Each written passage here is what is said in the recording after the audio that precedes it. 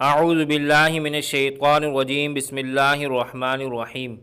حضرت سلمہ رضی اللہ عنہا سے روایت ہے کہ رسول اللہ صلی اللہ علیہ وسلم نے فرمایا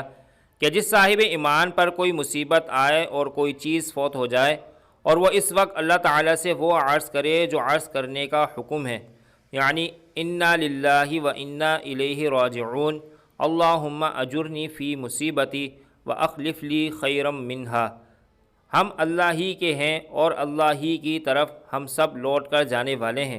اے اللہ مجھے میری اس مصیبت میں اجر عطا فرما اور جو چیز مجھ سے لے لی گئی ہے اس کی بجائے اس سے بہتر مجھے عطا فرما،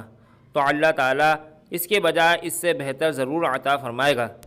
حضرت سلمہ رضی اللہ عنہا کہتی ہیں کہ جب میرے پہلے شوہر ابو سلمہ کا انتقال ہوا تو میں نے اپنے جی میں سوچا کہ میرے شوہر مرحوم ابو سلمہ سے اچھا اب کون ہو سکتا ہے،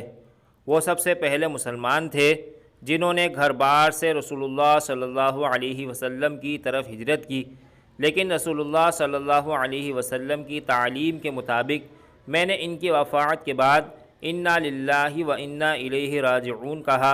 اور دعا کی، اللہم اجرنی فی مصیبتی و اخلف لی خیرم منہا، تو اللہ تعالیٰ نے ابو سلمہ کی جگہ رسول اللہ صلی اللہ علیہ وسلم مجھے نصیب فرمائے۔